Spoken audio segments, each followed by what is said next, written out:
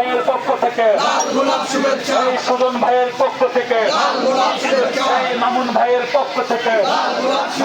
এই রনি ভাইয়ের পক্ষ থেকে, এই ফারুক ভাইয়ের পক্ষ থেকে